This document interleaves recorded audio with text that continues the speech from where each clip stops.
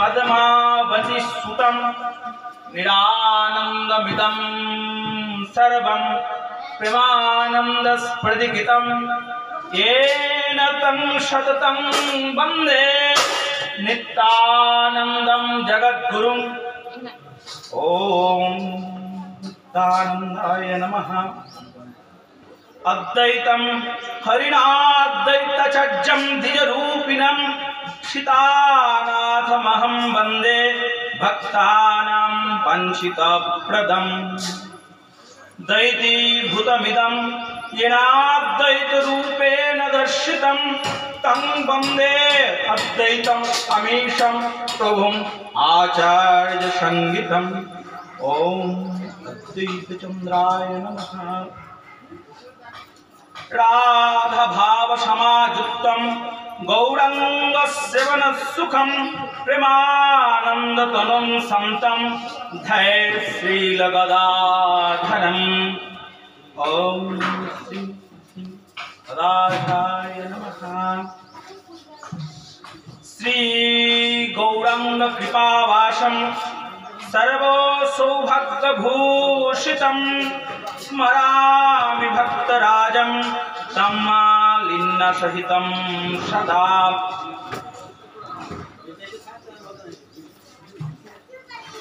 ॐ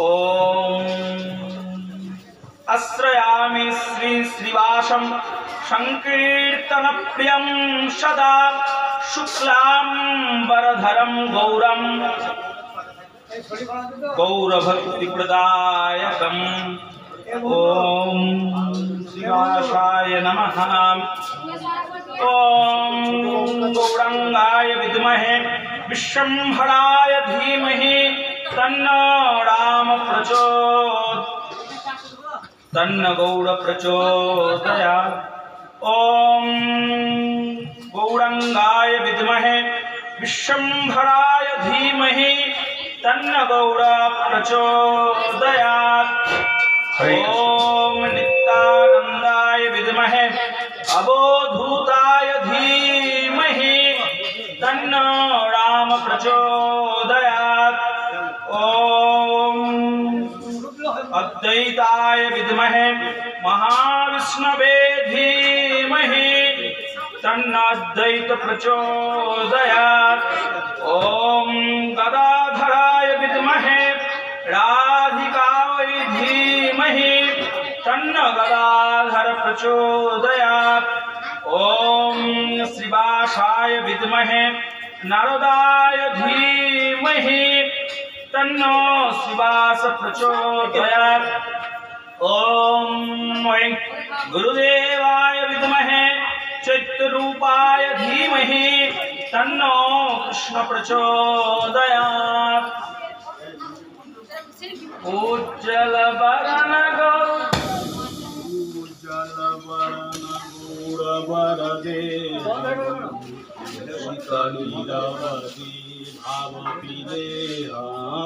उज्जल वरण गौरवरदेहं विलसित निरवधि भाव। उज्जल वरण गौरवरदेहं विलसित निरवधि भाव पीदेहम्। उज्जल वरण गौरवरदेहं विलसित निरवधि भाव पीदेहम्। त्रिभुवन पावन कृपयालेशं तं प्रणमामि च शिशचितनयम्। उज्जल वरण गौरवरदेहं विलसित निरवधि भाव विदेहम्।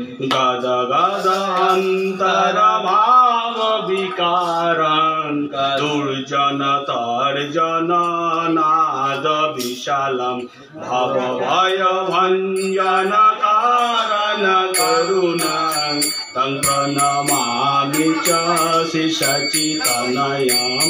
उज्जल वरण गौरवरदेहं विलसित निरवधि भाव विदेहम्।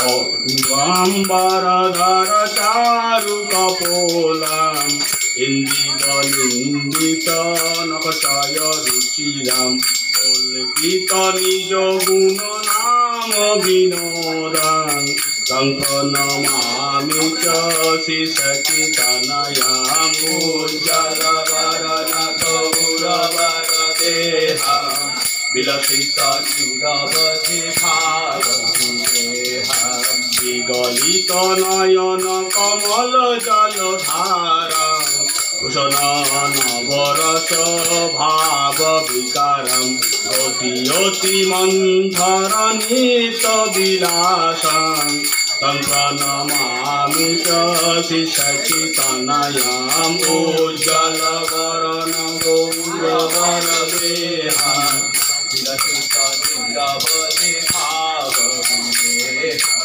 উজ্জ্বলবরণ গৌরবরদেহাম বিলসিত চিরবধি ভাবদেহাম চঞ্চল চারু চরণ গতি রুচিরাম মন্দির রঞ্জিত পদযুগ মথুরাম চন্দ্র বিনিন্দিত শীতল বদনাম সংকনমামি চ সচিতনয়াম উজ্জ্বলবরণ গৌরবরদেহাম বিলসিত নিরবধি ভাবদেহাম উজ্জ্বলবরণ গৌরবরদেহাম বিলসিত নিরবধি ভাবদেহাম ধৃত কোটি ডোর কমণ্ডলু দণ্ডম দীপ কলেবর মুণ্ডিত মুণ্ডম দুর্জন কলমস খণ্ডন দণ্ডম সংকনমামি চ সচিতনয়াম উজ্জ্বলবরণ গৌরবরদেহাম বিলসিত নিরবধি ভাবদেহাম উজ্জ্বলবরণ গৌরবরদেহাম বিলসিত নিরবধি ভাবদেহাম ভূষণ ভূরজ অলকাবলিতং অমৃত বিম্বাধরবর রুচিরাম অলয়জ বিরচিত উজ্জ্বল তিলকং সংকনমামি চ সচিতনয়াম উজ্জ্বলবরণ গৌরবরদেহাম বিলসিত নিরবধি উজ্জ্বলবরণ গৌরবরদেহাম বিলসিত নিরবধি ভাবদেহাম উজ্জ্বলবরণ গৌরবরদেহাম বিলসিত নিরবধি ভাবদেহাম নিন্দিত অরুণ কমল দল নয়নং আজানুলম্বিত শ্রীভুজ যুগলম কলেবর কৌশল নার্গক বেশং সংকনমামি চ সচিতনয়াম উজ্জ্বলবরণ গৌরবরদেহাম বিলসিত চিরবধি ভাবদেহাম উজ্জ্বলবরণ গৌরবরদেহাম বিলসিত নিরবধি ভাবদেহাম উজ্জ্বলবরণ গৌরবরদেহাম বিলসিত নিরবধি ভাবদেহাম উজ্জ্বলবরণ গৌরবরদেহাম বিলসিত নিরবধি ভাবদেহাম উজ্জ্বলবরণ গৌরবরদেহাম বিলসিত নিরবধি ভাবদেহাম উজ্জ্বলবরণ গৌরবরদেহাম বিলসিত নিরবধি নিতাই গৌর প্রেমানন্দে হরি হরি বল।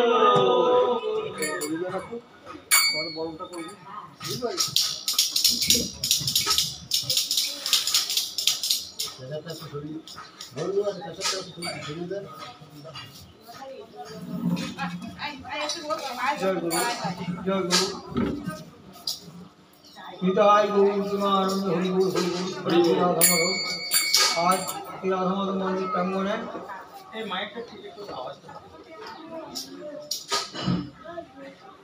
আমাদের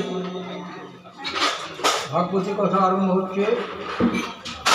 দীঘা থেকে এসেছে শ্রী রাধা মাধব প্রভু সবাই, অমর কৃষ্ণ গোস্বামী, রাধা মাধবগত প্রাণ এবং তার উপাধিও ভালো সংস্কৃতজ্ঞ এবং একজন ডক্টর। আর এসেছে রাধা মাধবগত প্রাণ, রাধা মাধবের বিশেষ ভক্ত, এই বাড়িরই দীঘা থেকে এসেছে অতনু ব্যানার্জি। অতনু ব্যানার্জি এরা দুজন আজ আমাদের ভাগবতী কথা শোনাবেন। আমি সমস্ত ভক্তবৃন্দকে অনুরোধ করছি আপনারা এসে সব অন্য কোথাও ভিড় না করে, যেটাতে কাজ হবে, যেটাতে আপনাদের পরপারে উপকার হবে, সেই কথা এখানে বসে বসে সবাই শুনুন। এখানে ওখানে ঘুরে না বেরিয়ে, অন্য জায়গায় চাপ না বাড়িয়ে, হ্যাঁ, এখানে এসে সেই সমস্ত কথা আপনারা অন্তর দিয়ে শুনুন এবং সেটা হৃদয়ে আপনারা উপলব্ধি করুন। আজ অমর কৃষ্ণ গোস্বামীকে উত্তরে দিয়ে বরণ করে নেওয়ার জন্য আমি শশীভূষণ চক্রবর্তীকে অনুরোধ করি।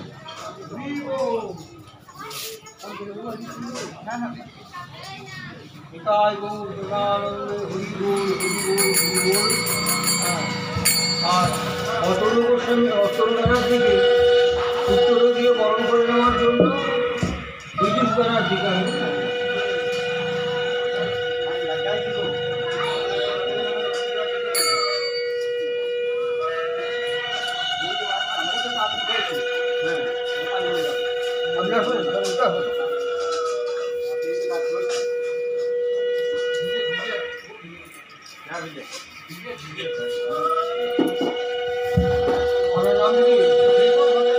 নির্মল ভট্টাচার্য। আচ্ছা, নির্মল ভট্টাচার্যকে আমি অনুরোধ জানাই অমর কৃষ্ণ গোস্বামীকে মাল্যদান করে বরণ করে দিই।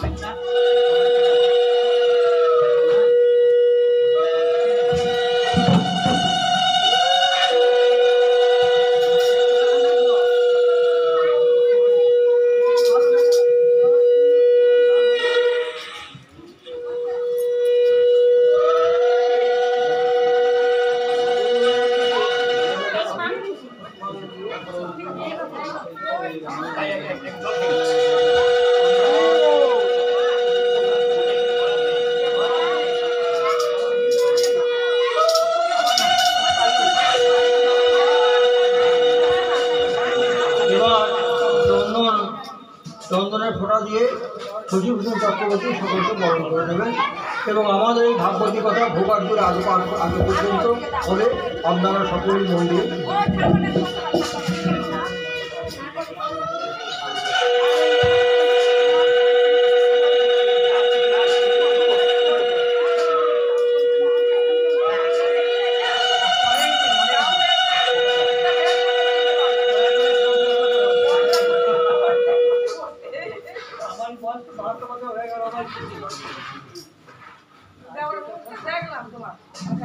আমি খুব কৃতকৃতার্থ হলাম এখানে আসতে পেরে। আমাকে নিজেকে অনেক আমি ধন্য মনে করি নিজেকে। আমার গুরুতুল্য রাধাবল্লভ গোস্বামীপাদ, যার চরণে আমরা আছি, তো আমরা সকলেই তাকে বন্দনা করি এবং আমি মনে করি যে পঞ্চজন যিনি আমাদেরকে বরণ করলেন তাদের হাতে আপনি একটু তুলে দেন গীতাগুলো আমাদের পক্ষ থেকে। চক্রবর্তী মহাশয়, ভট্টাচার্য মহাশয়, বন্দ্যোপাধ্যায় মহাশয়।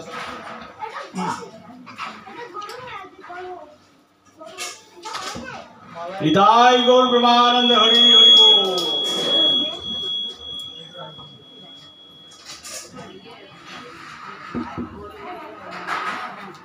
এছাড়াও আমরা কিছু পুস্তিকা, যেগুলো আমাদের মূলত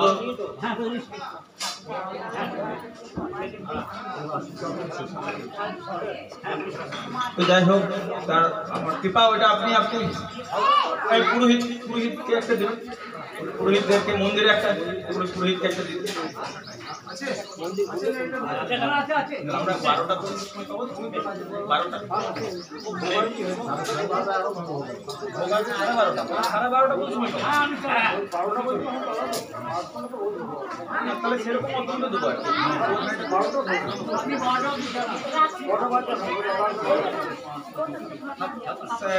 এখন বাজছে 11:20।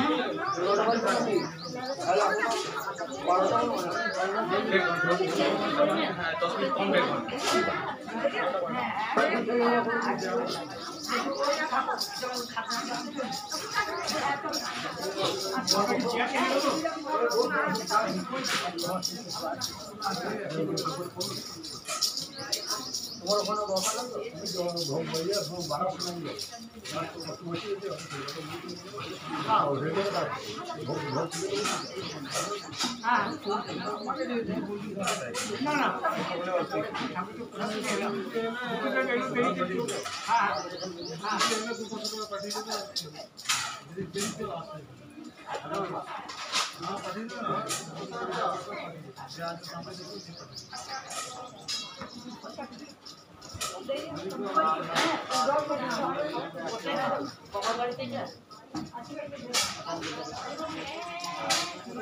আজ আমাদের এই রাধা মাধবের সেবা, যেটা আমাদের কাছে বছর বছর আমরা এক একটা মন্দিরে পেয়ে থাকি। আমাদের নিত্যানন্দ আত্মজা বংশ, গঙ্গা মাতা বংশীয় আমরা গোস্বামীগণ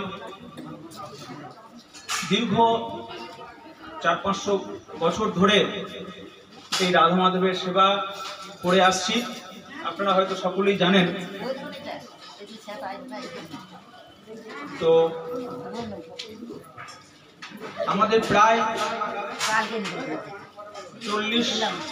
40 থেকে 50টি মন্দির 4টে জেলা জুড়ে বিস্তৃত রয়েছে। তার মধ্যে এই চারকল গ্রাম একটি মন্দির, যেখানে রাধা মাধবের সেবা 16 দিন প্রায় হয়ে থাকে।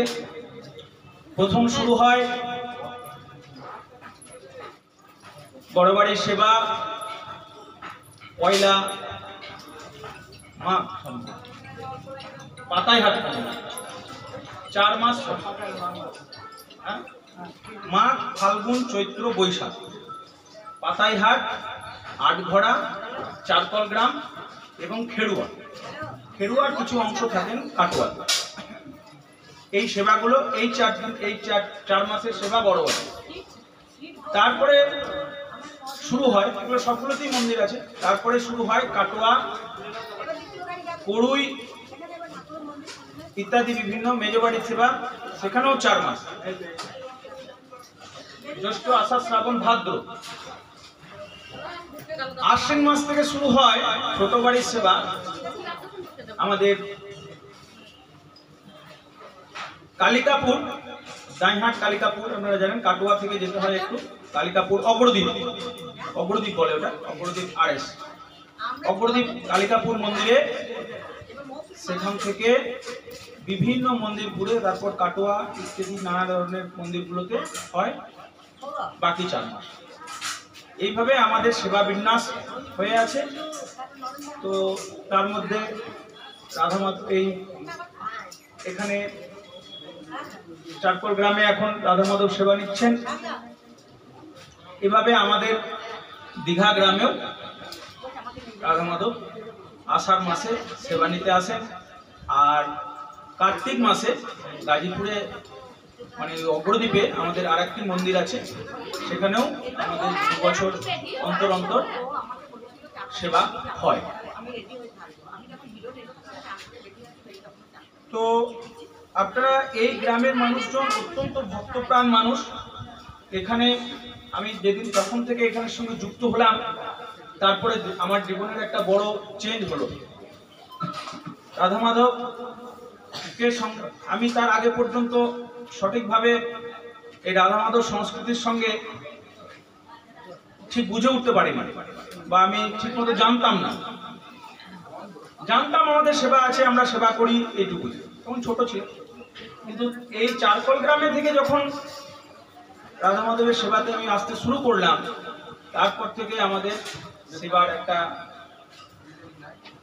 সেবা সংক্রান্ত একটা ধারণার আমূল পরিবর্তন হলো।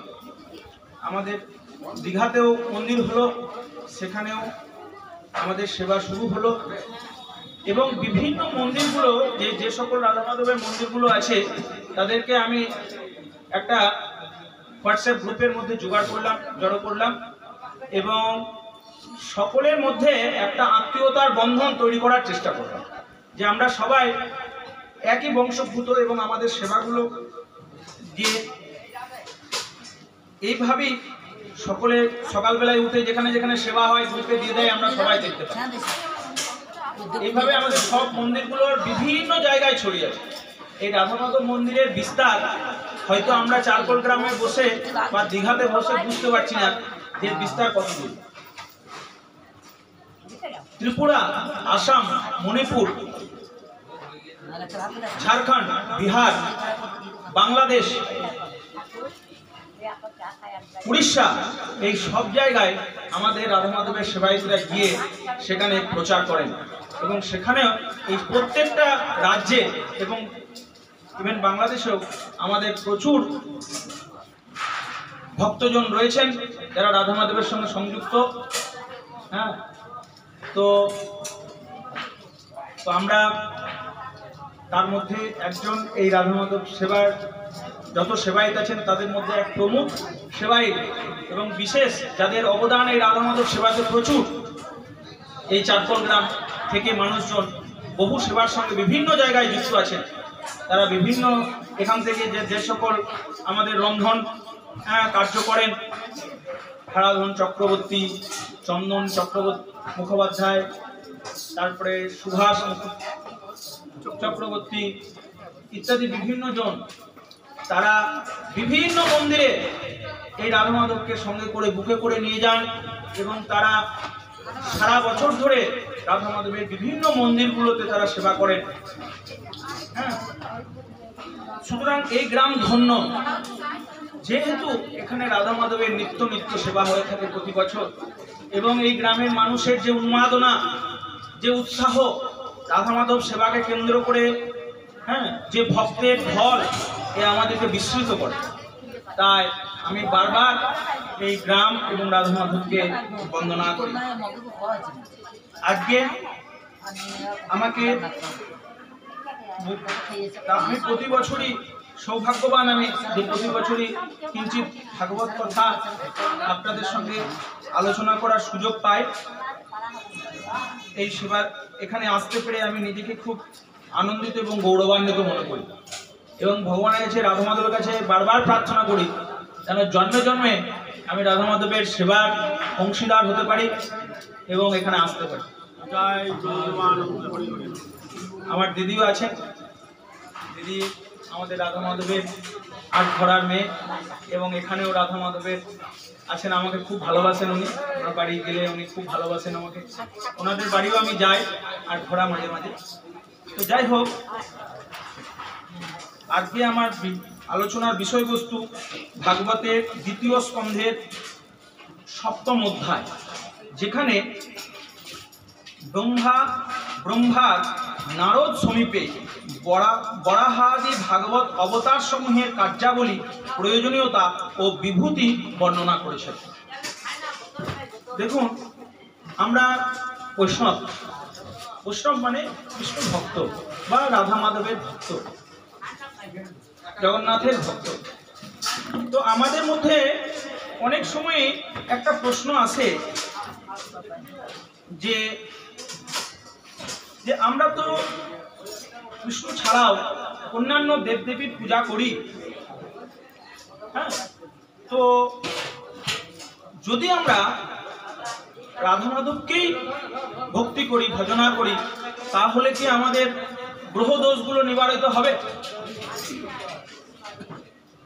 কর্ম অনুযায়ী ফল আমাদেরকে পেতেই হয়, কিন্তু যেমন আপনারা জানেন যে দশ মহাবিদ্যা বিভিন্ন জায়গায় পূজা অর্চনাদের বিষয় আছে, তাদের বিভিন্ন পূজা হয়। তো আমাদের তার কারণ কি? যারা গ্রহাচার্য, হ্যাঁ দৈবজ্ঞ গ্রহাচার্য, তারা গ্রহ দেবতার পূজা করেন, বিভিন্ন গ্রহের পূজা করেন এবং মানুষের উপকার সাধন করেন। কালকে এসেছিলেন, আপনারা জানেন, আমার জ্যেষ্ঠ ভ্রাতা মানিকেশ্বর আচার্য মহাশয়। উনি একজন শিক্ষক ছিলেন, উনি একজন পণ্ডিত, টোলের পণ্ডিত। ওনার বাবাও শিক্ষক ছিলেন, টোলের পণ্ডিত। ওনারা কিন্তু গ্রহাচার্য, ওরা দৈবজ্ঞ গ্রহাচার্য। তো অসাধারণ ওনার হাত, পুষ্টি থেকে শুরু করে সমস্ত কিছু করেন। মানে গ্রহ বাধা নিবারণের জন্য যে সকল কার্যগুলো করতে হয় জ্যোতিষ ক্রিয়ার মাধ্যমে তারা করেন। তো এইরূপ অনেক গ্রহাচার্যরা জগতের মঙ্গলার্থে অনেক কার্য সাধন করছেন। কিন্তু আমাদের বৈষ্ণবীয় শাস্ত্রে এই গ্রহগুলিকে নিবারণ করা বা গ্রহদোষ নিবারণ করার কিছু বিধি আছে। তার মধ্যে একটা বিধি হচ্ছে নারায়ণ শালগ্রামে তুলসী দান। আরো একটা বিধি হচ্ছে, এটা আমাদের বৈষ্ণব পরম্পরা, আর একটা বিধি যেটা বৈষ্ণব জ্যোতিষের সঙ্গে যুক্ত, তন্ত্রের সঙ্গে যুক্ত, সেটা হচ্ছে এই অবতার সমূহের পাঠ বা সংকীর্তন, তাদের স্তব স্তুতি করা। আমাদের এই জন্যই আজকের এই প্রতিপাদ্য বিষয় হচ্ছে এই অবতার, ভগবানের যে বিভিন্ন অবতার, এক একটা অবতার, 10 অবতারের মধ্যে এক একটা অবতার এক একটা গ্রহের যেমন অধিদেবতা হয়, সেইরূপ তাদের যে বিশেষ, তাদের যে আরাধ্য, তাদের যে শক্তি, তাকে ইন্ডিকেট করে, তাদের প্রতিরূপ। মানে ধরুন আমি চন্দ্র গ্রহ আমার খারাপ আছে, তাহলে আমি কার পুজো করব? এই কৃষ্ণের যদি আমরা পুজো করি, কৃষ্ণের স্তব স্তুতি করি, অটোমেটিক্যালি আমাদের চন্দ্র গ্রহ শক্ত হয়ে যাবে। যদি সূর্য আমাদের খারাপ হয়, সূর্য হচ্ছে বিভিন্ন ইয়ের কারক, মানে কর্মের কারক। আমরা যে সূর্য প্রণাম করি, যে কোনো পূজা করার আগে আপনি জানেন যে আমরা সূর্য প্রণাম করি। ওম জবা কুসুম সংকর্ষং কশ্যপেয়ং মহাদ্যুতিম ধন্তারিং সর্বপাপগ্নং প্রণতস্মি দিবাকরং। সূর্য প্রণাম, সূর্যকে অর্ঘ্যদান, এটা আমাদের প্রাচীন বিধি। সেই বিধি অনুসারে সূর্যকে যদি আমাদেরকে স্ট্রং করতে হয়, তাহলে আমাদের শ্রীরামচন্দ্রের যদি স্তব করি, স্তুতি করি, তাহলে 10 অবতারের মধ্যে আমাদের সূর্য গ্রহ স্ট্রং হবে। অনুরূপভাবে অন্যান্য যে গ্রহগুলি আছে, সোম, মঙ্গল, বুধ, গুরু, হ্যাঁ, শনি, রবি, কেতু, রাহু, এগুলোও এক একটা গ্রহের দ্বারা আমাদের এক একটা রাধা, এই আমাদের শ্রীকৃষ্ণের যে অবতার, তাদের যদি স্তব স্তুতি করা হয়, সেগুলো শক্ত হয়ে যায়। তাই বৈষ্ণবদের অপর কোনো কার্য করবার প্রয়োজন হয় না যদি তারা রাধা মাধবকে বা আমার জগন্নাথ দেবকে যদি স্তব স্তুতি করা হয়। আরো একটা বিষয়, আমাদের যুগল উপাসনা। আমাদের শ্রীমতী রাধারানী আমাদেরকে অনেকেই বলে যে তোমরা কৃষ্ণের পুজো, তোমরা কালী পুজো করো না, তোমরা দুর্গা পুজো কেন করো না, বা তোমরা তাদের উপরে ভরসা রাখো না বা বিশ্বাস রাখো না, এই ধরনের অনেক প্রশ্নের সম্মুখীন হতে হয় বৈষ্ণবদের। কিন্তু আমরা তো স্বয়ং রাধারানীর, আমার রাধা মাধবের সঙ্গে রাধারানী তো স্বয়ং বসে আছেন। নারদ পঞ্চরাত্রে আমাদের তো পঞ্চরাত্রিক বিধি অনুসারে আমাদের সাধন, ভজন প্রক্রিয়াগুলো মোটামুটি, হ্যাঁ, অর্চনাদি বিধি পঞ্চরাত্রি আর ভাগবতী, এই দুটি পদ্ধতি। তো এই পঞ্চরাত্রি, নারদ পঞ্চরাত্রে আমাদের রাধারানীকে, শ্রীমতী রাধারানীকেই বলা হয়েছে তিনি দুর্গা স্বরূপা, তিনি লক্ষ্মী স্বরূপা, তিনি সাবিত্রী স্বরূপা, তিনি গায়ত্রী স্বরূপা, এই সমস্ত শব্দের উল্লেখ রয়েছে। তাহলে দেখুন, আমরা বৈষ্ণবরা যেজন কৃষ্ণ ভজে সে বড় চতুর, একটা কথা বলা হয়। তা আমরা সত্যি করে একটু বেশি বুদ্ধিমান যে আমরা একসঙ্গে ভগবানের সেবা করি, একসঙ্গে অন্যান্য দেবতাদের সেবা করি, অন্যান্য শক্তিরও সেবা করি, আবার অন্যান্য গ্রহদেরও সেবা করি।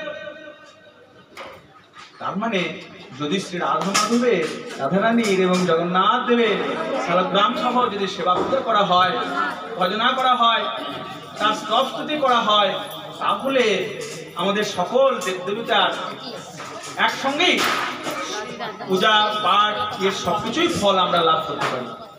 তাই আমাদের আজকের উদ্দেশ্য যে এই ভগবানের যে দ্বিতীয় স্কন্ধের সপ্তম অধ্যায়ে ভগবানের যে অবতার সমূহের বর্ণনা করা হয়েছে তাদের সম্পর্কে কিছু বলার। সপ্তম অধ্যায়ে ব্রহ্মা নারদের নিকট ভগবত লীলা অবতারের কর্ম, প্রয়োজন এবং বিভূতি বর্ণনা করেন। তাহলে প্রথমেই আমি প্রয়োজনীয়তার কথা বলে দিলাম। আমরা কি জন্য এই দশ অবতারের পূজা করব বা দশ অবতারের ভজনা করব বা তাদের স্তব স্তুতি করব? যদি আমরা করি তাহলে আমাদের সমস্ত গ্রহদের পূজার ফল আমরা পেয়ে যাব। গ্রহের বাবারও বাবা, তার সেবা যদি আমরা করি তাহলে অটোমেটিক্যালি গ্রহটা শান্ত থাকবে, তারা তুষ্ট হবেন। ব্রহ্মা বলিলেন, ভগবান বিষ্ণু পৃথ্বী উদ্ধারার্থ বরাহ রূপ ধারণ করেন, তখন হিরণ্যাক্ষকে দন্ত দ্বারা বিদীর্ণ করেন। তাহলে প্রথম তিনি যে অবতারের কথা বর্ণনা করছেন সেটা হচ্ছেন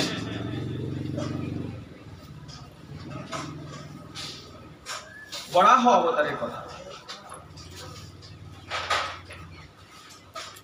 ভগবান বিষ্ণু ভূতলের উদ্ধারের জন্য উদিত হইয়া যখন বরাহ শরীর ধারণ করিলেন, তখন মহাসাগরে আগত সেই আদি দৈত্য হিরণ্যাক্ষকে দন্ত দ্বারা বিদীর্ণ করিয়াছিলেন। তারপর প্রায় 21 থেকে 23টা অবতারের কথা বর্ণনা করা আছে। পরের অবতার হচ্ছেন যজ্ঞাবতার। যজ্ঞাবতারে ত্রিলোকের দুঃখ হরণ করেন। যজ্ঞাবতার সম্পর্কে বলা হচ্ছে,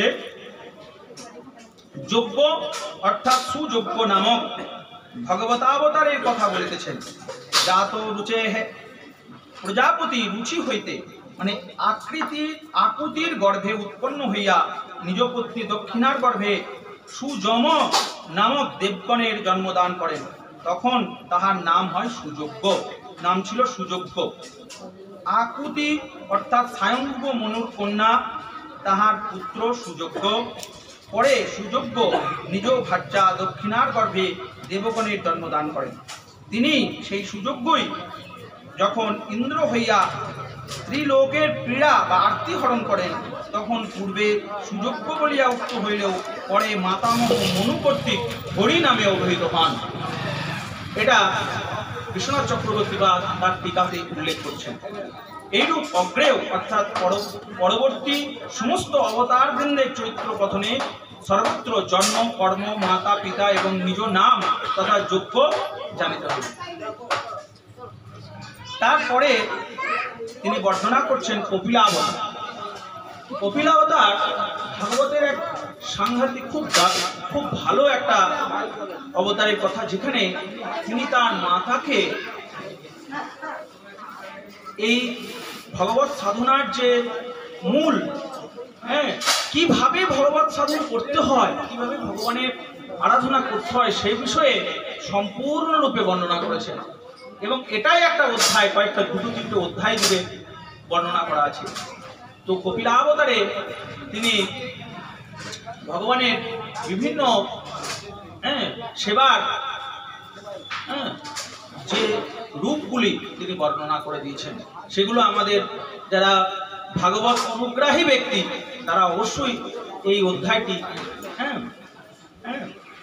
অধ্যয়ন করবেন, এ আমার প্রার্থনা থাকল। কপিলাবতারে মাতাকে ব্রহ্মবিদ্যা তিনি বলেছেন। তাহলে কপিলাবতার ভগবান কপিল দেবের অবতারের কথা বলেছেন। তিনি কর্দম প্রজাপতির গৃহে 9টি ভগিনীর সহিত জন্মগ্রহণ করিয়াছিলেন।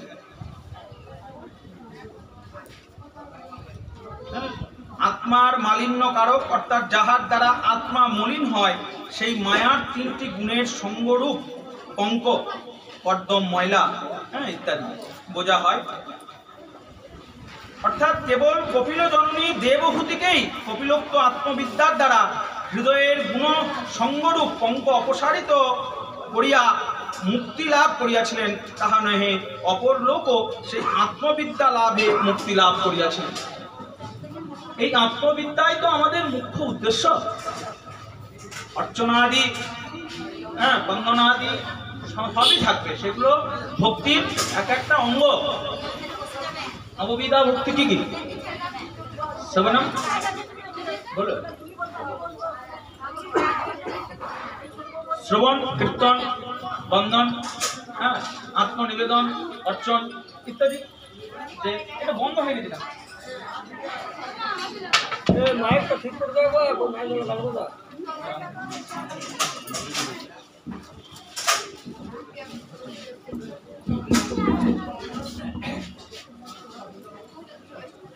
তো এই সকল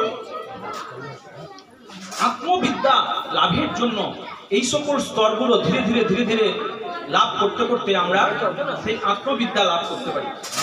তাই এই আত্মবিদ্যা কিভাবে লাভ করতে হবে সেটা মাতাকে বলার মাধ্যমে কপিল জননী দেবহূতিকে তিনি বর্ণনা করেছেন। শুধু তাকেই বর্ণনা করছেন না, তার মাধ্যমে আমাদের সকলকে তিনি এই জ্ঞান উপদেশ, এই জ্ঞানামৃত, অমৃত তুল্য যে জ্ঞান, সেটা আমাদেরকে তিনি প্রদান করে গিয়েছেন। এবং ভাগবতে 3য় স্কন্ধে তার বর্ণনা রয়েছে, এবং আমরা সেটার অধ্যয়নের মাধ্যমে এই আত্মজ্ঞান লাভের যে পরম, সেখানে সমস্ত দর্শনগুলো, যে ষট দর্শন, সমস্ত দর্শনের বর্ণনা সেখানে তিনি বর্ণনা করছেন। যারা ঈশ্বর, আমাদেরকে অনেক সময় এরকম জ্ঞান দেওয়া হয়েছিল যে সাংখ্য দর্শনের মধ্যে কোনো ঈশ্বর তত্ত্ব নাই, কোনো ভগবত তত্ত্ব নাই, এটা কেবলমাত্র সংখ্যার উপর নির্ভর করছে। কিন্তু তা নয়। ভাগবত অধ্যয়ন করতেছে দেখলাম যে সাংখ্য তত্ত্বের মধ্যেও গোটাটাই ভাগবতীয় তত্ত্ব, ভগবানেরই আরাধনা, শুধুমাত্র সংখ্যা নয়, প্রকৃতি, এই নয়। তো যাই হোক, সে সম্পর্কে একটা মনোজ্ঞ বর্ণনা এই এর মধ্যে এই কপিল অবতারে তিনি আমাদেরকে দিয়ে গিয়েছেন। আত্ম মুক্তি লাভের যে তত্ত্ব, তারপরের যে অবতার দত্তাত্রেয় অবতারে ভুক্তি মুক্তি রূপা গতিদান করেন। পরের অবতারে বর্ণনা করছেন স্বয়ং ভাগবত, তিনি দত্তাত্রেয় অবতার।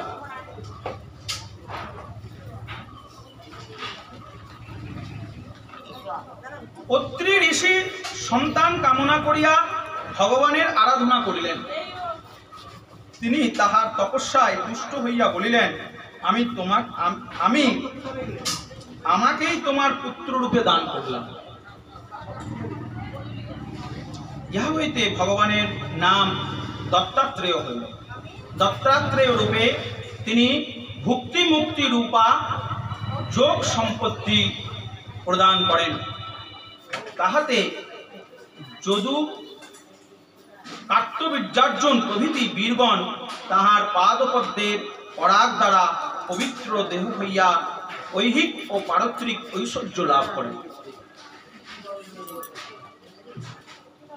এই দত্তাত্রেয় অবতার দেখবেন দক্ষিণ ভারতে এবং মহারাষ্ট্রে এই দত্তাত্রেয় অবতারের পূজা করা হয়। এটা যে সকল মানে অতি ভয়ঙ্কর যে ভগবানের রূপ,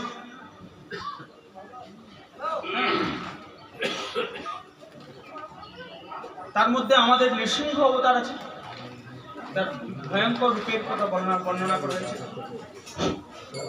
তো যোগ সাধনের যে সকল শ্রী নৃসিংহ জয় Narasimha,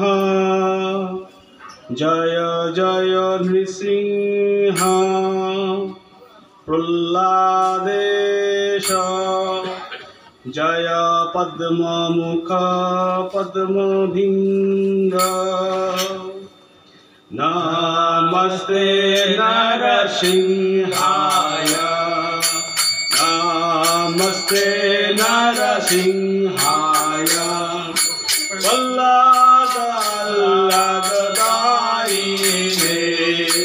Namaste Narasimhaya. Valladalladayine. Namaste Narasimhaya. Hiranyakasir Parvata Silatanka Nathalaye. Namaste Narasimhaya. Valladalladayine. Ido Nrsimha Bhate Nrsimha. Jato jato yami tato Nrsimha. Jato Nrsimha Jato Nrsimha. Jato jato yami tato Nrsimha. Bahir Nrsimha Hriday Nrsimha. Nrsimha Sharanam Papate. Avatar Kamala Pade Nakham Adbhuta Singham Dalita Hiranyakashipu Rajuvingam Keshavadita Narahari Rupa Keshavadita Narahari Rupa Jai Jagadish Hare. Jaya Jagadish Hare. Jaya Jagadish Hare. Jaya Jagadish Hare. Jaya Jagadish Hare.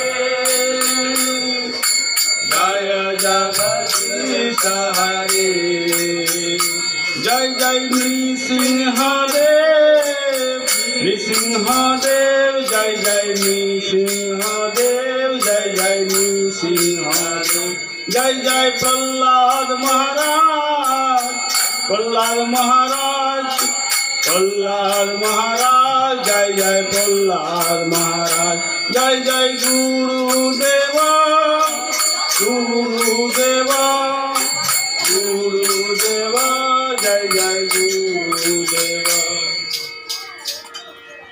খুব ভালো, অতনু খুব সুন্দর নৃসিংহদেবের স্তব করলো। তো যাই হোক, তার পরের অবতার হচ্ছেন দত্তাত্রেয় অবতারের পর কুমারাবতার। সনকাদি কুমারাবতারের পূর্বকল্পের প্রলয়ে বিনষ্ট আত্মতত্ত্ব সম্যকভাবে উপদেশ দান করেন।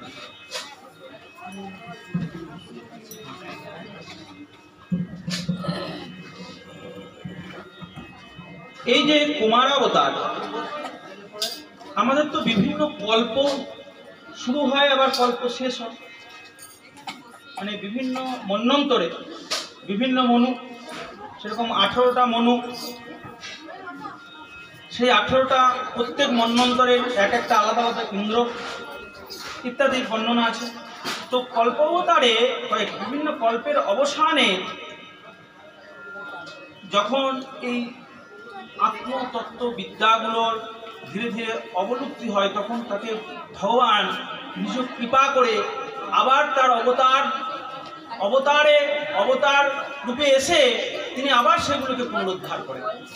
বিত্রাণায় সাগুণাম বিনাশায় চতুষ্কৃতাম ধর্ম সংস্থাপনার্থায় সম্ভবামি যুগে অর্থাৎ তার কৃপা এইরূপ যে তিনি যতবার আমরা ভুলবশত তাকে বিস্মৃত হই, তার কাজকে তার কথাকে বিস্মৃত হই, কতবার তিনি কৃপা করেন আমাদের উপর যে সেগুলোকে আবার পুনরায় কোনো না কোনোভাবে আমাদের মধ্যে জানিয়ে দেওয়ার জন্য।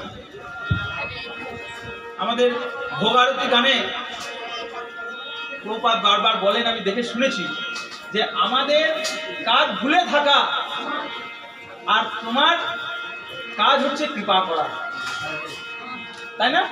ভোগ আরতি গানে এটা এটা একটা আছে না? তো আমাদের কাজ হচ্ছে তোমাকে ভুলে যাওয়া বারবার, সে কল্পকালে হোক আর যে কোনো সময় হোক। কিন্তু ওই যে ত্রিভঙ্গ মূর্তি ধরে তিনি দাঁড়িয়ে আছেন, তিনি যে বাঁশি বেণু বাজাচ্ছেন, সেই বেণুর কাজই হচ্ছে সকলকে আবার, বেণুর গীতের কাজই হচ্ছে যে আমাদেরকে সবাইকে মোহিত করে আবার তার কাছে টেনে টেনে নিয়ে আসা। জানেন তো, এই বেণু তিনি এই জন্যে বাজান, তিনি অন্য কারণে বাজান না। এই গোপাল মূর্তি ধরে তিনি যে দাঁড়িয়ে আছেন বেণু ধারণ করে, তার কাজ হচ্ছে সেই বেণুতে যে সকল শব্দগুলো তিনি করছেন তা আমাদেরকে তিনি কৃপা করবার জন্য করছেন, যে তোমরা এসো গো, আমার কথা একটু একটু আমার সম্পর্কে একটু জানো, আমাকে একবার দর্শন করো। ভাগবত বলছে যদি আমরা কিছু না করতে পারি, তাকে যদি শুধু দর্শন করি, তাহলে আমাদের কৃপা, আমাদের উপকার হবে। জগন্নাথ দেবের প্রত্যেকটা মূর্তির চোখ, নাক, যা যা আমরা দর্শন করি তা এক একটা গ্রহ পেল। সেই জন্য জগন্নাথ আমাদেরকে কৃপা করছেন। আমরা কত সৌভাগ্যবান, জগন্নাথ আমাদের রাধা মাধবের সঙ্গে অবস্থান করে আমাদেরকে কৃপা করছেন। তাই এই দুর্লভ মূর্তি, সেদিন স্কুলে সেই আমার বন্ধু এসেছিল, ও বলছিল যে মন্দিরে নাকি ভগবান থাকে।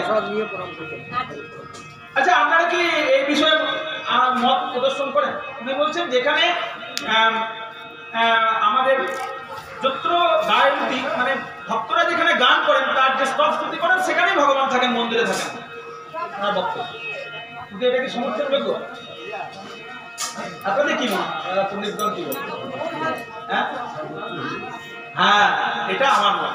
তিনি কিন্তু সর্বত্রই থাকেন। তিনি যেমন যেখানে আমাদের গীত হয়, ভগবানের নাম গুণগান কীর্তন হয়, সেখানে যেমন থাকেন, সেরূপ শ্রী বিগ্রহেও তিনি অবস্থান করেন। অর্চা বিগ্রহে অবস্থান করেন, ভাগবতে বারবার বলে দেওয়া হয়েছে। কারণ সেখানে আমরা তার প্রতিষ্ঠা করেছি, তাকে এই অর্চা বিগ্রহেই তিনি ধারণ করে থাকেন। ভাগবতে বারবার বলেছেন, অর্চা বিগ্রহগুলিতে অবস্থান পূর্বক তিনি আমাদের সেবা পূজাদি গ্রহণ করেন। যেমন পোস্ট অফিসের কোনো একটা, যেটা রেজিস্টার্ড পোস্ট অফিস, মানে যাতে ভারত সরকারের মান্যতা আছে, সেটা যদি একটা সাধারণ চারকল গ্রামের মতো একটা গ্রামে বা দীঘা গ্রামের মতো একটা গ্রামেও যদি একটা ঢোল থাকে এবং তার যদি মান্যতা থাকে, তাহলে সেখানে যদি আমরা চিঠি ফেলি, তাহলে সেটা যদি আমি আমেরিকাতেও পাঠাই, আমি যদি দিল্লিতেও পাঠাই, আমি যদি বাংলাদেশেও পাঠাই, সব জায়গায় চলে যাবে, চেন্নাইয়ে পাঠাই তাও চলে যাবে। কিন্তু সেইরকম আমাদের অর্চা বিগ্রহ, ভগবান কৃপা করেছেন, এই অর্চা বিগ্রহগুলি বিভিন্ন জায়গাতে তিনি রেজিস্ট্রেশন দিয়ে রেখেছেন। মানে হ্যাঁ, যে আমার এই এই জায়গাতে এই এই বিগ্রহে যদি তোমরা সেবা পুজো চরণে তুলসী দাও, দেখলে বৈকুণ্ঠাধিপতি শ্রীকৃষ্ণও কিন্তু সেখানে বসে বসে সেই তুলসী লাভ করবে। ঠাকুর লেখা আছে, প্রভুপাদ অভয়চরণ দেও কিন্তু তার টিকাতে এটার মান্যতা দিয়েছে। যাই হোক, পরবর্তী অবতার হচ্ছেন কুমারাবতার। সনত কুমার গণের অবতার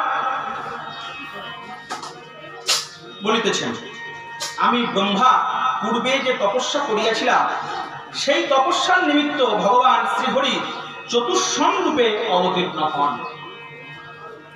চতুষ্ষণ কি কি? সনক, সনন্দন, সনাতন ও সনত কুমার, এই চারটি সন শব্দ যাহার নামে রহিয়াছে, তিনি চতুষ্ষণ নামে অভিহিত। সন এই যে চারটি সহস্রনাম স্তোত্রে উক্ত আছে, সন এই নাম হেতু তিনি সনাতন শ্রেষ্ঠ। এই কল্পে মানে পূর্বে কল্পের অবসানে প্রলয়ে বিনষ্ট হয়ে যাওয়ার পর পুনরায় নতুন কল্প হয়। সেই কল্পে আত্মতত্ত্ব চতুষ্ষণ রূপে সম্যকভাবে উপদেশ প্রদান করেন, যাহা বলা মাত্রই উহা শ্রবণে মুনিগণ নিজ নিজ অন্তরে সেই আত্মতত্ত্ব সাক্ষাৎ করিয়াছিলেন। এই চতুষ্ষণ রূপে তিনি অবস্থান করছেন। ভাগবতের অপর একটি জায়গাতে এরা কিন্তু ভগবানের পার্শ্বদ।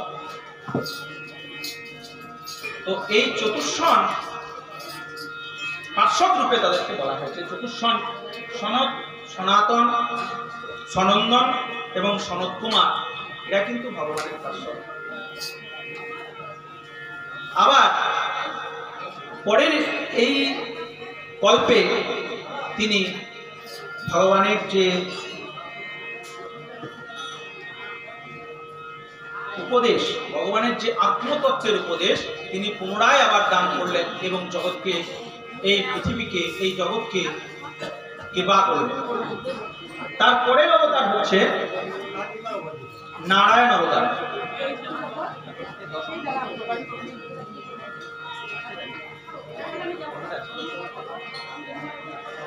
নারায়ণ অবতার, নরনারায়ণ অবতার।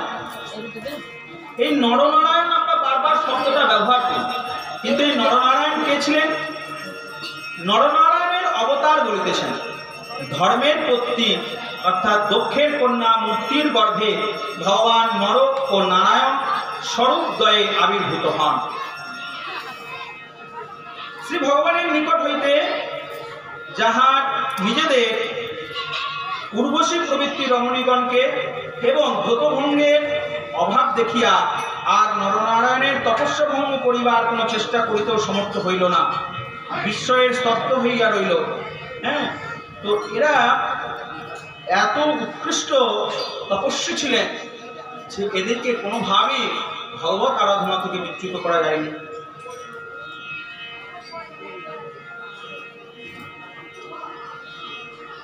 পরের অবতার হচ্ছে শ্রী ভগবানের এই কাম বিজয় অতিশয় অদ্ভুত নয়, কারণ তিনি ক্রোধ না করিয়ায় অপরের পক্ষে দুষ্কর ক্রোধ জয় করিয়াছিলেন, ইহা বলিতেছেন।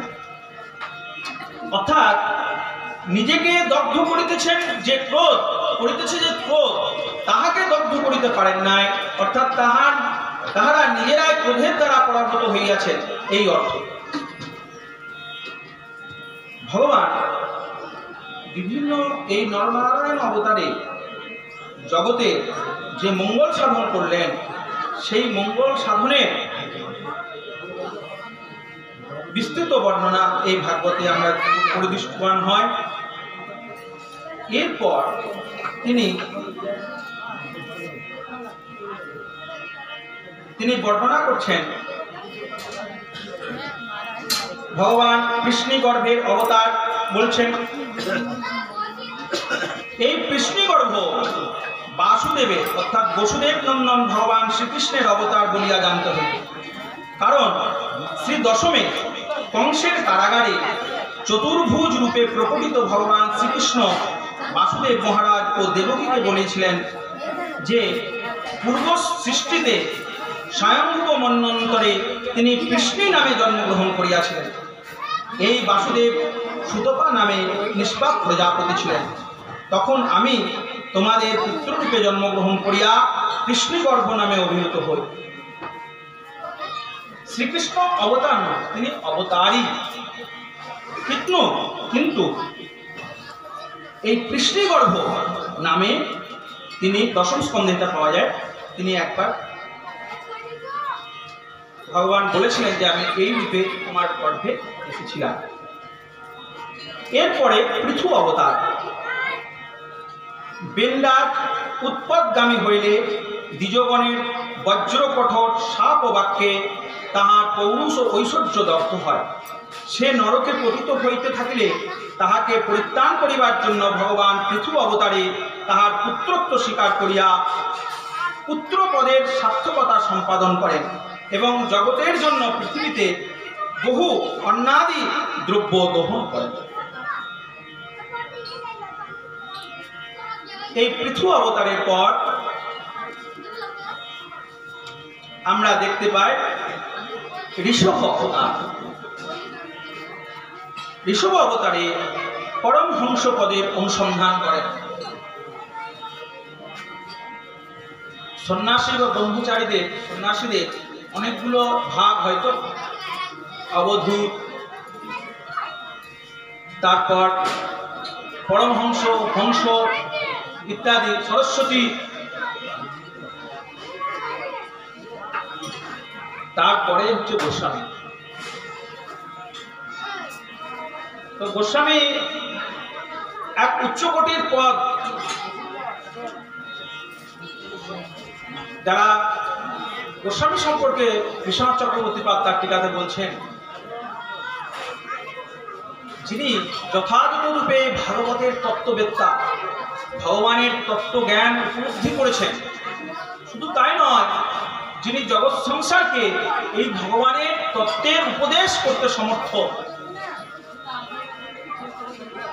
এবং তাদের মধ্যে পরম বৈরাগ্য এবং ভগবত চিন্তার প্রকট করতে পারেন, তারা হচ্ছেন গোস্বামী পদবাচ্য। যেমন মৈত্রেয় ঋষি, হ্যাঁ, উদ্ধব আদি, তারা হচ্ছেন গোস্বামী পদবাচ্য। তো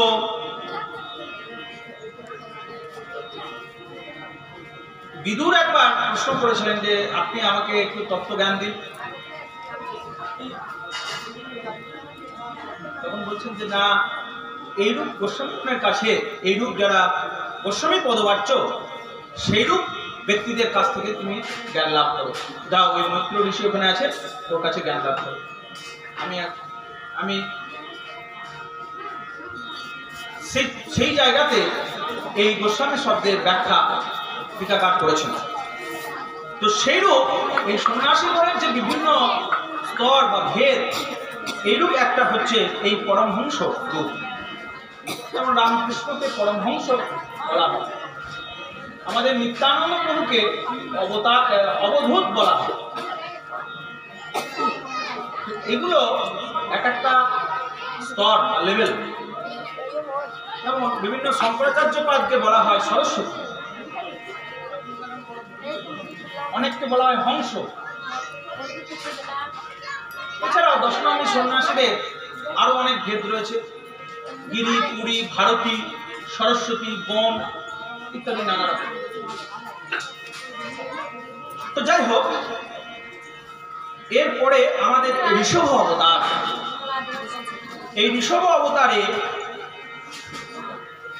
আগ্নিদ্র পুত্র রাজা নাভি হইতে তাহার পত্নী সুদেবীর পুত্র ঋষভ নামে ভগবান আবির্ভূত হন।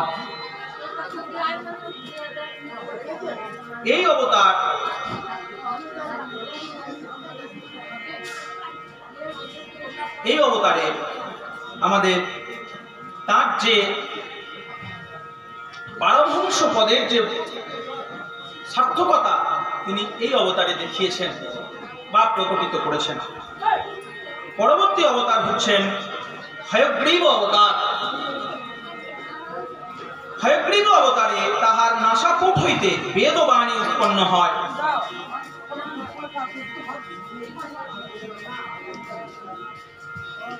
এইরূপ বলা হয় যে substance of Vedha is Narayan. সমস্ত বেদের যদি এক বাক্যে প্রকাশ করতে হয়, তাহলে আমরা বলতে পারি সেটা নারায়ণের এসে ভূমিকা। আর সেই জন্যই আমরা এই নারায়ণের সেবা পূজা আদি করি। বেদে এই পড়লাম, ওই পড়লাম, সেই পড়লাম, অনেক উচ্চারণ করলাম, এই করলাম, আর নারায়ণের সেবা করলাম, একই ফল। The substance of Veda is Narayan. যাই হোক, তো এই হয়গ্রীব অবতারে তার নাসাকুট হইতে এই বেদ বাণী উচ্চারিত হয়।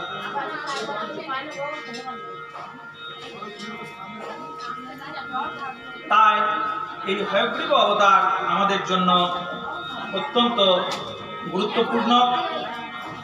হয়শিষ্য অবতারের কথা তিনি বললেন এই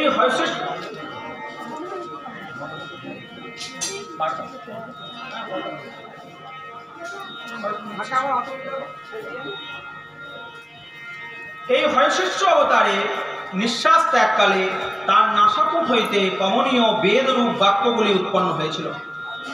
এখানে ছন্দময় ইত্যাদি তিনটি বিশ্লেষণের মাধ্যমে কর্মকাণ্ড, জ্ঞানকাণ্ড, দেবতাকাণ্ড সম্বন্ধে শ্রুতিগণ প্রকাশিত হয়েছে। মানে এর মধ্যেই তার বেদের যে মূলভূত কর্মকাণ্ড, জ্ঞানকাণ্ড এবং দেবতা কাণ্ড এইরূপ যে অংশগুলো আমরা পাই, তাই হয়শস্য অবতারে তার যে নিঃশ্বাস ত্যাগ, সেখান থেকেই কিন্তু এই বেদবাণীর এই সমস্ত বিষয়গুলি কিন্তু করলেন। মূলত ভগবানেরই তো অংশ সমস্ত কিছু এই জগতে, যেটা বারবার বলা আছে, বিভিন্ন জায়গাতেই বলা আছে। তো তিনি যখন প্রজা সৃজন করার ইচ্ছা করলেন, ব্রহ্মাকে স্মরণ করলেন, তার নাভি কমল থেকে ব্রহ্মা উৎপন্ন হলো। তারপরেই কিন্তু তিনি ব্রহ্মা চাইলেন যে আমি সমস্ত কিছু সৃষ্টি করব। তিনি সব মনুষ্য, পশু পাখি, কীটপতঙ্গ, পতঙ্গ, কীটনর থেকে শুরু করে গান্ধর্ব, সবকিছু, সমস্ত জগতের সবকিছু, লিভিং ক্রিয়েচার হোক আর অন্য কিছুই হোক, সবকিছু তার দ্বারাই সৃষ্টি হয়। তার পরবর্তী অবতারের কথা এখানে বলছে। তো এই হয়শস্য অবতারের কথা বলতে গিয়ে চক্রবর্তীপাদ তার টিকাতে বলেছেন,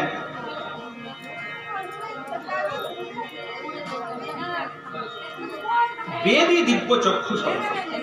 বেদ ব্যতীত সৃষ্টিকার্য অসম্ভব দেখিয়া ব্রহ্মা নারায়ণের স্তব করতে লাগলেন। ব্রহ্মার স্তবে নারায়ণ যোগনিদ্রা হইতে উত্থিত হইয়া হয়গ্রীব মূর্তি ধারণ করত রসাতলে প্রবেশ করলেন এবং তথা হইতে বেদ উদ্ধার করিয়া ব্রহ্মার হস্তে অর্পণ করিলেন। উক্ত অসুরোদয় পরে অনন্ত শয্যাসীন শ্রী নারায়ণের সহিত যুদ্ধার্থ অগ্রসর হইলে নারায়ণ উক্ত অসুরোদয়কে এককালে নষ্ট করিলেন। মহাভারতের শান্তি পর্বে এর বর্ণনা পাওয়া যায়। পরবর্তী অবতার হচ্ছে মৎস্যাবতার।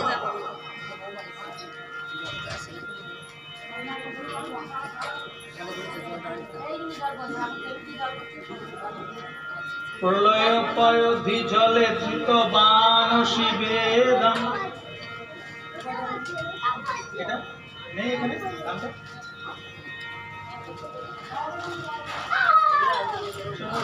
চরিত্রমখেদম কেশবধিত সশরীর জগদীশ জয় জগদীশ হরি। ঠিক তার এই মৎস্যাবতারেও তিনি কি করলেন? বৈবস্বত মনু, মৎস্য অবতারধারী ভগবান ভাবি বৈবস্বত মনু কর্তৃক দৃষ্ট হইয়াছিলেন।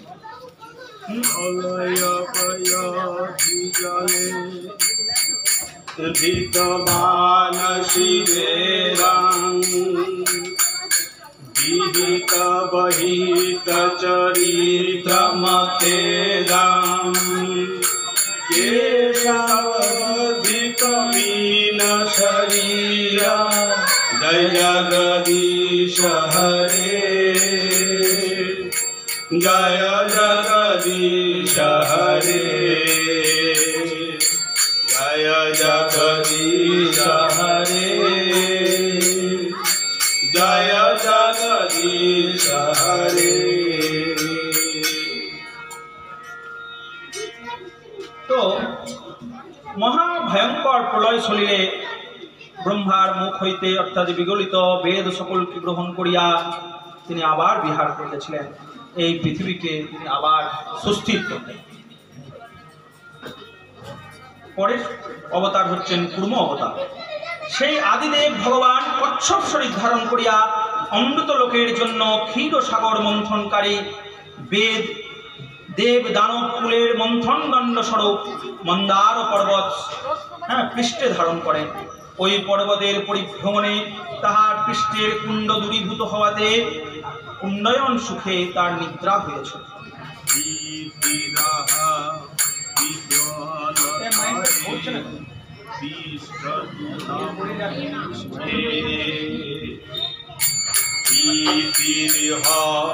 বিপুলতরে তিষ্ঠতি তব পৃষ্ঠে ধারণি ধারণা তীর চক্র গরিষ্ঠে কেশবধীতা কুর্ম শরীরা কেশবধীতা কুর্ম শরীরা জয় জগদীশ হরে জয় জগদীশ হরে জয় জগদীশ হরে জয় জগদীশ হরে।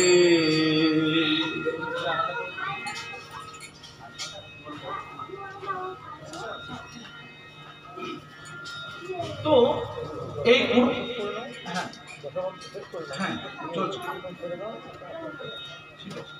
তো এই পূর্বাবতারে মন্দার পর্বতকে যখন মন্থন হলো, বাসুকীনাথ ওই দড়ির কাজটা করেছিল নাকি, আর পিঠে তো যখন এটাকে ঘুরোইতে হবে এরকম করে পর্বতটাকে, তখন তো নিচে একটা শক্ত কিছু চায়, সেটা কে ধরবে পৃথিবীটাকে যখন মন্থন হচ্ছে, তখন তো সব সমুদ্র জলে, তখন পূর্ণরূপে তিনি এইভাবে পৃথিবীটাকে এরকম ধরবে। তো তার ওই যে অত বড় পর্বত, তার উপরে মন্থন হলো, একদিকে এই সাপটাকে জড়িয়েছে, এইদিকে দেবতারা টানছে, ওইদিকে দানবরা টানছে, তার পিঠের উপরে এরকম করে ঘুরছে। তাহলে এই যে তার যে ব্যথা অনুভব হবে তো অত বড় পর্বত, তো বলছে সেটা তার সুরসুরি লাগার মতো হয়েছে। আমাদেরকে যেমন সুরসুরি লাগায়, হ্যাঁ, তা যেমন সুরসুরি দেয়, সেই রূপ লেগেছে এই কচ্ছপ অবতার, এই কুর্ম।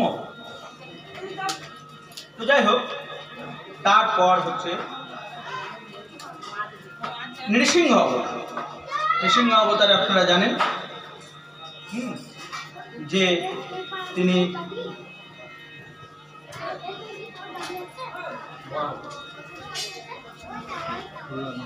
ভীষণ বদন, সেই যে প্রহ্লাদ মহারাজকে তিনি উদ্ধার করেন। ভক্ত বৎসল এবং ভগবানের যে বিভৎস রূপ হতে পারে, যে ভয়ঙ্কর রূপ হতে পারে, শুধু ছিন্নমস্তার নয়, নৃসিংহদেবেরই যে ভয়ঙ্কর রূপ আছে, নারায়ণের যে একটা বিভৎস রূপ আছে, যার ক্রোধকে কেউ শান্ত করতে পারে না, প্রচুর দেবতাদের স্তুতিও তাকে শান্ত করতে পারে না, একমাত্র ভক্তের প্রার্থনা তাকে শান্ত করতে পারে। সেই রূপ করাল বদনা, হ্যাঁ, যে ভগবানের যে বিকট রূপ, সেই নৃসিংহ অবতারে তিনি প্রথমে বলে দিয়েছি। এখানে প্রথমে বিভিন্ন কল্প, এটা সাবস্টেন্স, সাবস্টেন্স বলা। তো এই অবতারে, নৃসিংহ অবতারে তিনি ভক্ত বৎসলতার প্রমাণ বলেছেন যে, আরে তোদের ভগবান ভগবান ভগবান করছিস, কৃষ্ণ কৃষ্ণ করছিস, এই লোহার এই স্তম্ভ থেকে ভগবানের জন্ম হয় নাকি? ভগবান আসে নাকি? এখানে থাকেন ভগবান? তখন বালক বললেন যে হ্যাঁ, এর মধ্যেও ভগবান থাকে। তো সেই ভক্তের কথার মর্যাদা রাখার জন্য ভগবান সেই স্তম্ভ থেকে আবির্ভূত হলেন। এখানে ভক্তের মর্যাদা রক্ষাকারী ভগবানের অবতারের রূপ আমরা পাচ্ছি।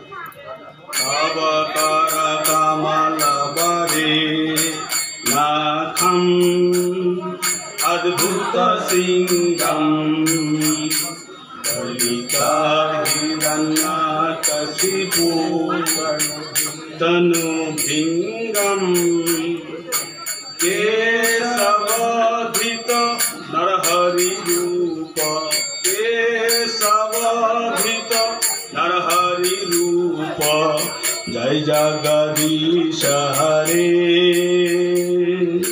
जय जगदीश हरे जय जगदीश हरे जय जगदीश हरे। পরের অবতার হচ্ছেন হরিসংজ্ঞক অবতার। আপনারা ভাগবতে গজেন্দ্র মোক্ষের কথা বলেছেন। তো এই হরিসংজ্ঞক অবতারে তিনি কুম্ভীরের বদন হইতে গজেন্দ্রকে উদ্ধার করেন।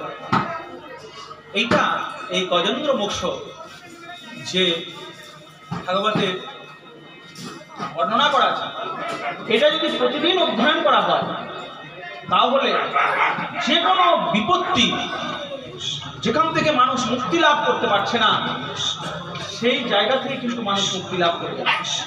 আপনারা জানেন যে এই একজন গজেন্দ্র মানে হাতি, তিনি যখন জলে নেমেছিলেন তখন কুমির তার পায়ে ধরে তাকে মেরে দেওয়ার উপক্রম করেছিল, সে আর উঠতে পারছিল না, মানে সে বিপদগ্রস্ত হয়েছিল। গজেন্দ্র সে ক্ষমতাবানদের থেকেও ক্ষমতাবান, পশুদের সমস্ত সবারই থেকে তার ক্ষমতা বেশি, কিন্তু সেই রকম ব্যক্তিও অনেক সময় বিপদগ্রস্ত হয়। তো তাকে তখন সে উদ্ধার পাওয়ার জন্য ভগবান শ্রীহরি নারায়ণের শরণাগত হল।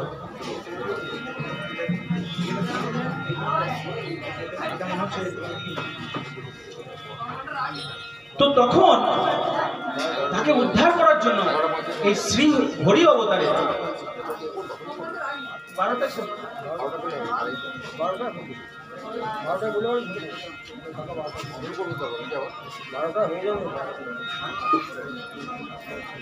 তো এই শ্রীহরি অবতারে তিনি সেই গজেন্দ্র রূপ ভক্তকে উদ্ধার করে তিনি প্রমাণ করলেন এবং জগৎকে আমাদেরকে শিক্ষা দিয়ে গেলেন যে আমাদের এই পৃথিবীতে যদি কেউ খুব গভীরভাবে ভগবানকে ডাকেন, যদি ভগবানকে অন্তরের অন্তঃস্থল থেকে যদি প্রার্থনা জানান, যে ভগবান তার ডাকে সাড়া দেন, এটা তিনি প্রমাণ রেখে গেলেন এই গজেন্দ্র এই হরি অবতার। পরের অবতার হচ্ছেন বামন অবতার। ভগবত ভক্তগণের ইন্দ্রাধিপত্য কখনোই পুরুষার্থ হওয়া উচিত নহে, এই জন্য ত্রিপাদ ভূমি রণোৎসলে বলির দান গ্রহণ করে, অতি দানে বলির বদ্ধ সর্বোত্তম। আমাদের মনে যে অহংকার হওয়া উচিত নয়, ভক্তদেরও অনেক সময় অহংকার হয়, নারদেরও অহংকার হয়েছিল যে আমি শ্রেষ্ঠ ভক্ত। পরে তিনি দেখলেন যে না, বৃন্দাবনের গোপীগণই হচ্ছেন শ্রেষ্ঠ ভক্ত, ভগবান তাকে দেখালেন। সেইরূপ ভক্তের যখন অহংকার হয়, বলি মহারাজা তিনি প্রচুর দানশীল ছিলেন, তার অহংকার তিনি দমন করলেন এবং তাকে কৃপা করলেন পাতাল দেশে যাওয়ার জন্য।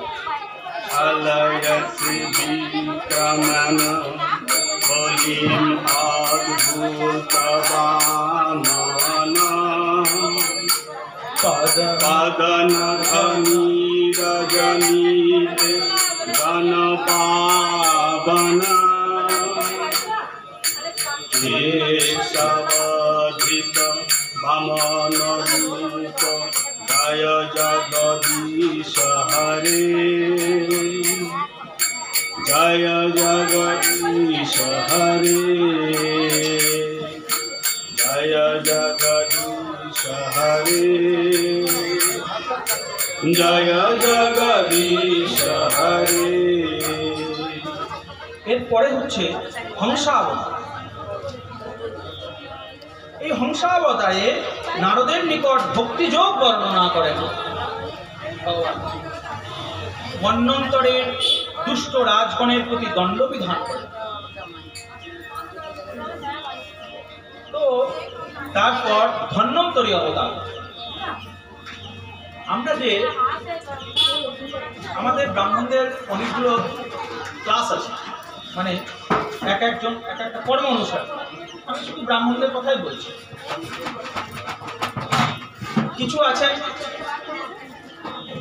কানে ফু দেন, মানে গুরুদেবের কাজ করে। এখন তো গুরুদেব বলতে মানুষ এইটুকু বোঝে। ব্রহ্মা বিষ্ণু অবতারে তিনি যে মূর্ত প্রতীক ব্রহ্মা বিষ্ণু মহেশ্বরের, সেটা তো আমরা এখন আর বুঝতে পারি। তো যাই হোক, ভগবানের শাস্ত্রে বলা হচ্ছে যে ভগবানের যারা প্রতিনিধি হিসেবে কাজ করে, ভগবানের তত্ত্বকে তার দিকে যাওয়ার জন্য যিনি সংসার দাবানলীলোক তানায় কারণ ঘন ঘনতম প্রাপ্তস্য কল্যাণ গুণানবশ্য বন্দে গুরু শ্রী চরণারবিন্দ বন্দে গুরু শ্রী চরণারবিন্দ বন্দে গুরু শ্রী চরণারবিন্দ মহাপ্রভো কীর্তনিত গীত বাহিত মাদন মনসরচেন রোমাঞ্চ কম্পা শ্রুতভঙ্গ ভাজ রোমাঞ্চ কম্পা শ্রুতরঙ্গ ভাজ বন্দে গুরু শ্রী চরণারবিন্দ বন্দে গুরু শ্রী চরণারবিন্দ বন্দে গুরু শ্রী চরণারবিন্দ। পদবক্তারা মহাজনরা তারা এইরূপভাবে গুরুদেবের বর্ণনা করেছেন। দুটো লাইন আমার ভাই পড়ল। তো আর একটা ক্লাস হচ্ছে যারা জ্যোতিষ আচার্যের কাজ করে, আর একটা ক্লাস হচ্ছে যারা পৌরোহিত্য করেন, দশকর্মার কাজ করেন, আর একটা ক্লাস আছে যারা বৈদ্যের কাজ করে। সেই বৈদ্যদের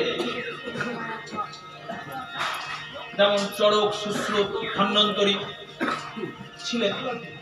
সেই ধন্বন্তরী হচ্ছেন, ধন্বন্তরী রূপ নারায়ণ হচ্ছেন এদের সকলের ইষ্ট দেবতা। আমাদের আয়ুর্বেদ শাস্ত্রের ইষ্ট দেবতা হচ্ছেন ধন্বন্তরী। তো যাই হোক, ধন্বন্তরী অবতারে তিনি পৃথিবীকে আয়ুর্বেদ প্রকাশ করেন। আয়ুর্বেদ, আয়ু সংক্রান্ত যে বেদ, আয়ু বৃদ্ধি করার জন্য, মানে শারীরিক আরোগ্য লাভের জন্য যে বেদ, তা হচ্ছেন আয়ুর্বেদ। সেটা এই ভগবান ধন্বন্তরী তিনি অবতার রূপ ধারণ করেই আমাদেরকে কৃপা করেছেন। তাই প্রাচীনকালে ঔষধ সেবনের পূর্বে, যে কোনো ঔষধ সেবনের পূর্বে ধন্বন্তরী নারায়ণকে স্মরণপূর্বক তার সেবা করার বিধান আছে। আপনারাও সেটা করবেন, কারণ তিনি বলেছেন এই ঔষধের যে শক্তি সেটাও তিনি গীতাতে তিনি বলেছেন। এরপর পরবর্তী অবতার হচ্ছেন পরশুরাম অবতার। পরশুরাম অবতারে তিনি পৃথিবীকে একবিংশতি নিক্ষত্রিয় করেন। এখানে নিক্ষত্রিয় শব্দের অর্থ শুধু ক্ষত্রিয় নিধন নয়, মানে সব ক্ষত্রিয়কেই যদি নিধন করে দেন তাহলে আবার ক্ষত্রিয় আসবে কি করে? এখানকার অর্থ হচ্ছে এইরূপ, যে সকল দুষ্ট ক্ষত্রিয়রা, আমার কথাগুলো আপনারা কি বুঝতে পারছেন না? আমাকে একটু বলতে সমস্যা হচ্ছে, বুঝতে পারছেন? তো সকল ক্ষত্রিয়দেরকে নয়, যারা দুষ্ট ক্ষত্রিয়, যারা বেদ বিরোধী হয়ে গেছিলেন, যারা ব্রাহ্মণ বিরোধী হয়ে গেছিলেন, যারা ভাগবত বিরোধী হয়ে গেছিলেন, কেবল তাদেরকে তিনি নিধন করেছিলেন এবং জগতে আবার তিনি ধর্মকে পুনঃপ্রতিষ্ঠা করলেন। কারণ ক্ষত্রিয়দের কর্তব্যই হচ্ছে ধর্মকে রক্ষা করা, ব্রাহ্মণদেরকে প্রোটেক্ট করা, এবং যারা অধার্মিক তাদেরকে বিনষ্ট করা। তো তার বিরুদ্ধ আচরণ যারা করছিলেন তাদেরকে পরশুরাম অবতারে, যে ভয়ঙ্কর দুটি অবতার, একটা পরশুরাম অবতার, একটা হচ্ছে নৃসিংহ অবতার, আর দুটি ব্রাহ্মণ অবতার, ব্রাহ্মণ রূপে তিনি দুবার এসেছিলেন, একটা পরশুরাম রূপে আর একটা বুদ্ধ রূপে।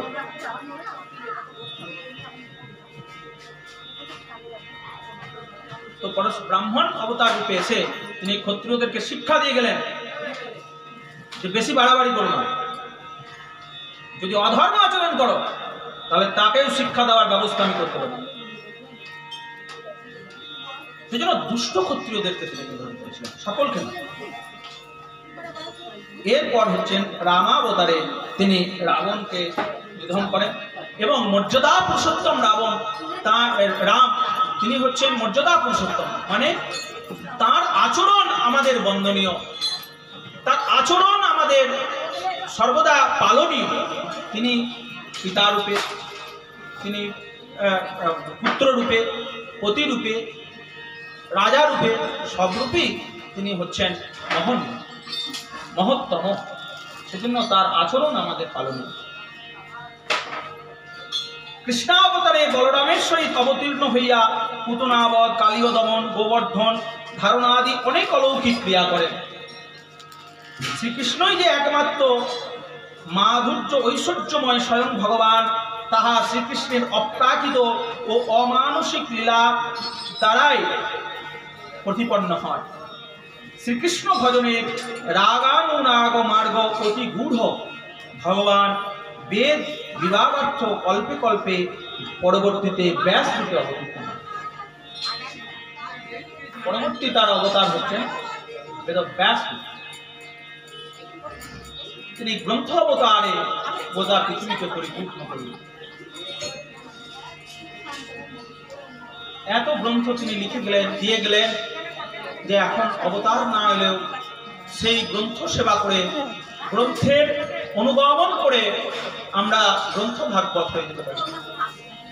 ভগবানের মার্গ অনুসরণ করার আমাদের এখন একটাই রাস্তা, সেই বেদব্যাস আদির লিখিত গ্রন্থ এবং গুরুচরণ আশ্রয় করে, সদ্গুরুচরণ আশ্রয় করে তার যথাযথ মার্গ অনুসরণ করা।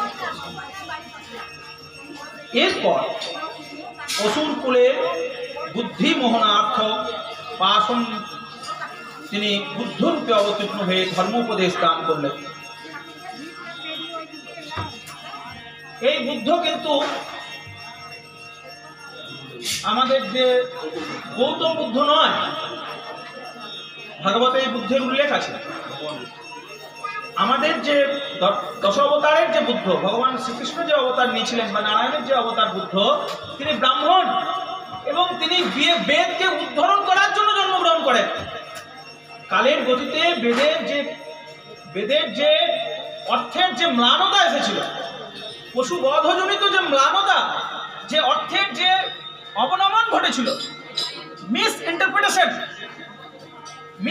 ভুল তার যে ব্যাখ্যা হয়েছিল, সেটাকে তিনি পুনরায় সংস্কারিত করলেন, যেমন শ্রী চৈতন্যদেব করেছিলেন। ধর্মের অর্থকে তিনি আবার পুনরায় সংস্কারিত করেছিলেন। সেরকম বুদ্ধ অবতারে, তিনি ব্রাহ্মণ ছিলেন, বুদ্ধ অবতারে তিনি আবার বেদের অর্থকে সঠিক ইন্টারপ্রিটেশন করলেন, সঠিক তার ব্যাখ্যা দিলেন এবং সেখানেও যে পশুবধের কোনো স্থান নেই সেটা তিনি ব্যাখ্যা করলেন। কিন্তু আমাদেরকে এই বুদ্ধের সঙ্গে তার তুলনা করা হয়, যিনি বৌদ্ধ ধর্মের প্রতিষ্ঠাতা তা নয়, তিনি হচ্ছেন সৌভিক বুদ্ধ। সৌভিক বুদ্ধের বর্ণনা করা হয়েছে আমাদের এই অবতার। তো যাই হোক, তার পরের অবতার হচ্ছেন কল্কি অবতার। এই কল্কি অবতার আবির্ভূত হবেন তিনি, এবং এই অবতারে তিনি ম্লেচ্ছাদি নিধন পূর্বক আবার ধর্মের পুনঃপ্রতিষ্ঠা করবেন, এইরূপ বর্ণনা করা আছে। তো এইভাবেই আমাদের এই 22-23টি অবতারের বর্ণনা এই ভাগবতের দ্বিতীয় স্কন্ধের 7ম অধ্যায়ে করা হয়েছে। তার সাবস্টেন্স হিসেবে আমরা 10 অবতারের বর্ণনা পাই এবং সেই 10 অবতারের আলোচনা এবং তার স্তব স্তুতির দ্বারা আমাদের বহুবিধ কার্য সাধিত হতে পারে এবং তাদের স্তব স্তুতির দ্বারা আমরা ভক্তি মার্গেও গমন করতে পারি।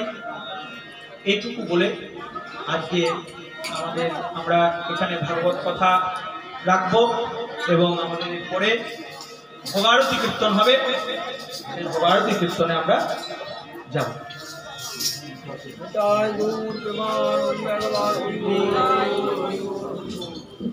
12:15 বাজছে, 12টা পর্যন্ত সময় দেওয়া হয়েছে। যদি কিছু বলতে চাই পর 15 মিনিট, আর যদি আর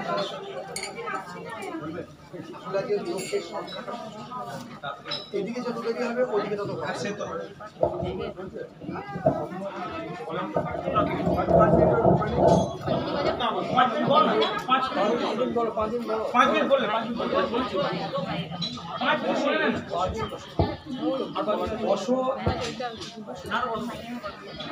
আমাকে উনি বললেন 12টা ঠিক আছে, যেটা বলি তুমি একটু কিছু বল।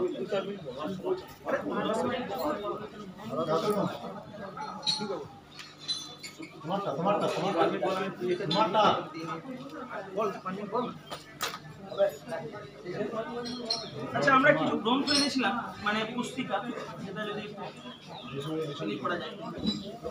হরে কৃষ্ণ। রাধা মাধব যেখানে অনুষ্ঠান করছেন সেখানে সুন্দর ভাগবত কথা পরিবেশন করলেন আমার জ্যেষ্ঠ ভ্রাতা তথা আমার গুরুতুল্য ডক্টর অমরকৃষ্ণ গোস্বামী মহাশয়। তাই এই চারকোল গ্রামের সান্নিধ্যে এসে সত্যি কথা বলতে আমাদের মতো নরাধমের ভক্তি চর্চা শুরু। এই ভক্তির পথে আসতে পেরে বুঝতে পারা যাচ্ছে যে ঈশ্বর সান্নিধ্য ছাড়া আর কিছু এই পৃথিবীতে নেই। আধ্যাত্মিকতা ছাড়া আমরা কিন্তু কোনো মতেই কোনো দিনও ভাগবত পথে এগোতে পারবো না। তাই আধ্যাত্মিকতাকে আমরা অবশ্যই অবলম্বন করেছি, আমি করেছি, আপনারাও সকলেই করুন। আর এই রাধা মাধব চরণ ছাড়া, এই অভয় চরণ বৃন্দ ছাড়া, এই অভয় চরণ ভজনা ছাড়া, ওই চরণে আশ্রয় নিয়েছেন সরগোস্বামী, কত ঋষি মুনি যোগী যুগ যুগ ধরে ওই চরণ বন্দনা করে চলেছেন। আর সেই চরণ বন্দনা এবং এই তার বিগ্রহ স্বরূপ যে নাম হরে কৃষ্ণ নাম, সেই নামকে আশ্রয় করে কলিযুগে ভগবান নিজে আবির্ভূত হয়ে চৈতন্য রূপে সেই নাম আমাদেরকে বিলিয়ে গিয়েছেন। সেই নামকে আমরা যদি সকলে আশ্রয় করি, কলিযুগে কিন্তু অন্য কোনো কিছু আর প্রয়োজন নেই। তার সঙ্গে জ্ঞানের বৃদ্ধি এবং ভক্তি চর্চায় উন্নতি তথা জ্ঞানকে আরও সমৃদ্ধ করতে গেলে ভাগবত, গীতা, চৈতন্য চরিতামৃত, রামায়ণ আদি যে সমস্ত পুস্তক রয়েছে, কেউ পারলে যদি অষ্টাদশ পুরাণ সহ তার সেগুলো যদি পাঠ করেন এবং শাস্ত্র অধ্যয়ন করেন, তাহলে কি হবে না, ভক্তি মার্গের যে পথ সেটা আরও সুদৃঢ় হবে এবং ভক্তি চর্চা আরও কি হবে না জ্ঞানময়। কারণ জ্ঞানের থেকে কিন্তু আর উত্তম জিনিস কিছু হতে পারে না। তাই সকলের চরণে পরিবাদ নিবেদন করে আমার এই ক্ষুদ্র যে বক্তব্য, আমি কাউকে এখানে শিক্ষা দিতে পারি না, সকলেই আমি সকলের চরণে পরিবাদ নিবেদন করে আমার এই ক্ষুদ্র বক্তব্য আমি এখানেই বিশ্রাম নিচ্ছি। এটাই গৌর প্রণাম।